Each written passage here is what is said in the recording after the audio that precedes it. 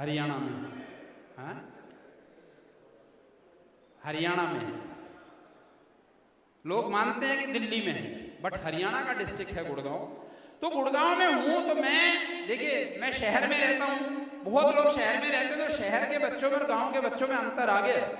बच्चे तो पहले के हुआ करते थे, खैर आजकल तो बच्चे पैदा ही कहाँ हो रहे हैं, आजकल तो सीधे बाप पैदा हो रहे हैं।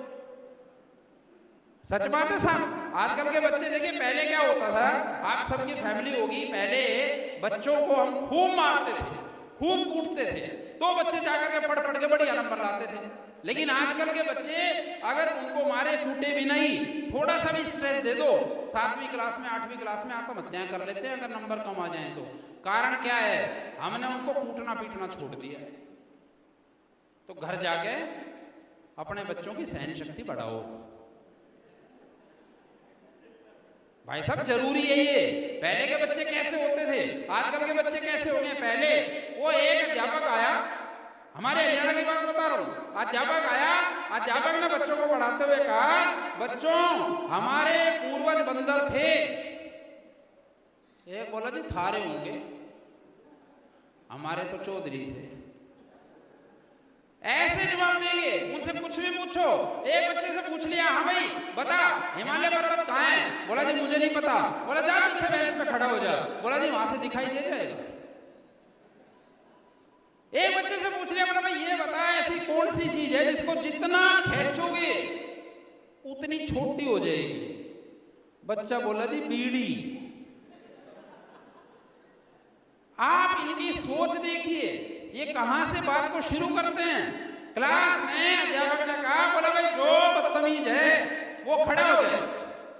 एक खड़ा हो गया मेरे जैसा, बोला भाई तू बदतमीज है, बोला जी आप अकेले खड़े अच्छे नहीं लग रहे थे।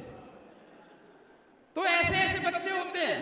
उस हरियाणा में अच्छे खाने पीने वाले बच्चे हों तो ठीक है, वरना आजकल के जो समझदार बच्चे हो गए हैं वो ज्यादा ही समझदार हो गए।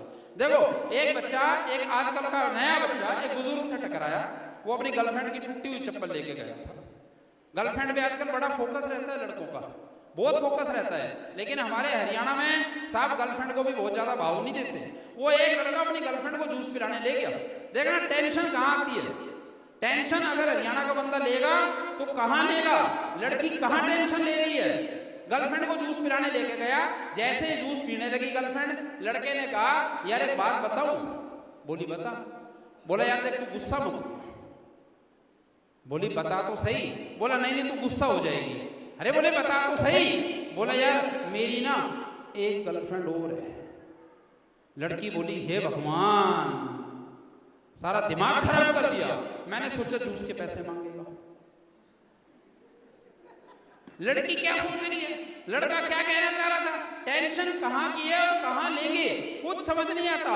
एक बंदा खाली बैठा है परेशान, एक दूसरा बंदा आया, बोला भाई क्या सोच रहा है। बोला मैं सोच सोच के परेशान हूं। बोला ऐसा अगर तू सोचने के लिए बंदा रख ले। बोला ठीक है तू रह जा। बोला कितने रुपए देगा। बोला 20,000 रुपए महीना। बोला वो कहां से लाएगा। बोला वो तो तू सोचेगा, मेरा काम थोड़ी है। बोला अच्छा बता चल क्या सोच रहा था। बोला यार मैं ये सोच रहा था एक दिन ये सारी दुनिया मर जाएगी। अगले की टेंशन देखो, कहां टेंशन ले रहा है। अरे तो मर जाएगी तो तेरे को क्या मतलब है। बोला भाई एक दिन ये सारी दुनिया मर जाएगी। अरे बोला मर जाएगी, मर जाए तुझे क्या मतलब है। बोला जो सबसे आखिर में मरेगा उसे शमशान घाट कौन लेके जाएगा। अगर टेंशन लेंगे तो कहां लेंगे, कैसी लेंगे। इसलिए हम लोग टेंशन में नहीं रहते, खूब खाते पीते हैं, खूब मस्ती करते हैं। मस्ती करना जीवन में सबसे जरूरी है। आप लोग आज एक अच्छे देश में आए हुए हो, यहाँ पर एक अच्छे प्रोडक्ट के साथ, एक अच्छी कंपनी के साथ जुड़े हुए हो, तो आप लोग यहाँ रह करके मस्ती करो, एंजॉय करो और इस काम को बढ़ाओ। क्योंकि काम जितना बढ़ेगा उतना ही हमारा नाम बढ़ेगा, उतना ही हमारे देश का नाम बढ़ेगा और उतना ही हम आगे बढ़ेंगे। एक बार बजाज एलियंस के लिए जरा जोरदार तालियां बजा दीजिए। आप लोग देखिए अच्छी बात यह है, हमें कई बार बड़ी समस्याएं आ जाती हैं। मैं आप लोग सारे के सारे जमीन से जुड़े हुए लोग हो, मुझे बहुत अच्छी बात लगती है।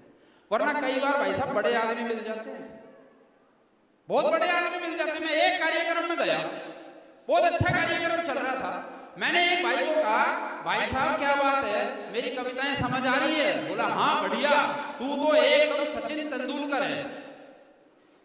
मैंने कहा सचिन तेंदुलकर, उसको तो कविताएं नहीं आती। बोला तो तेरे को कौन सी आती है? अरे मैंने कहा ये बताओ, जो भी मैं बोल रहा हूँ वो समझ आ रहा है? बोला हाँ समझ आ रहा है। मैंने कहा तो आप ताली नहीं बजा रहे? बोला मैं बड़ा आदमी हूं। मैं कहा बड़ा आदमी मतलब? बोला मैंने ताली बजाने के लिए आदमी रखे हुए हैं। कमाल है भाई, तू तो बहुत बड़ा आदमी है। मैं फिर सुनाता रहा, अगला हंसे भी नहीं। मैंने कहा भाई साहब क्या बात है, आप हंस नहीं रहे? बोला तेरे को बताया था ना मैं बड़ा आदमी हूं, मैंने हंसने के लिए भी आदमी रखे हुए हैं। कमाल हो गया भाई साहब। एक दिन वो बंदा मुझे दिल्ली में मिल गया, बढ़िया नए कपड़े पहन रखे, हाथ में अंगूठी वगैरह, घड़ी वगैरह, गले में चैन वगैरह। मैं समझ गया बंदे की शादी हो गई। मैंने कहा भाई साहब नमस्कार, शादी मुबारक हो। बोला मैं बहुत बहुत धन्यवाद। मैंने कहा भाई साहब हनीमून पे नहीं गए? ताड़ियां बजा दो अगर बात समझ आ गई हो, क्योंकि आप सारे के सारे बड़े आदमी नहीं हो, आप जमीन से जुड़े हुए आदमी हो, आप सारे के सारे अच्छे आदमी हो, सज्जन आदमी हो, वरना तालियां बजवाने के लिए हमें बहुत कुछ करना पड़ता है। लेकिन मैं सच्ची बात बताऊं, ये कार्यक्रम बेस्ट हो रहा है। मैं कई इंटरनेशनल शोज कर चुका, जहां पर मैं रुचिका जी को बता भी रहा था। मैंने कहा रुचिका जी ऐसे प्रोग्राम हो जाते हैं, लोग पीछे खड़े होकर शराब पीते रहते हैं, लेकिन आप लोगों का इससे कोई मतलब नहीं। आप बड़े मन से कार्यक्रम सुन रहे हैं। मैंने ऐसे श्रोता जिंदगी में, मैं ऐसी ऑडियंस बहुत कम देखता हूँ। एक बार आप लोग प्लीज अपने लिए जोरदार तालियां बजाइए। बड़ा आनंद आया, बहुत आनंद आया। और मैं अब अनुरोध करूंगा रुचिका जी से कि वो आए, हम थोड़ी देर में फिर से मिलते हैं। आपको मजा आया हो तो मुझे विदा कीजिए। Thank you. Thank you so much जी। मुझे लगता है आपका नाम सुंदर नहीं, अति सुंदर होना चाहिए। प्लीज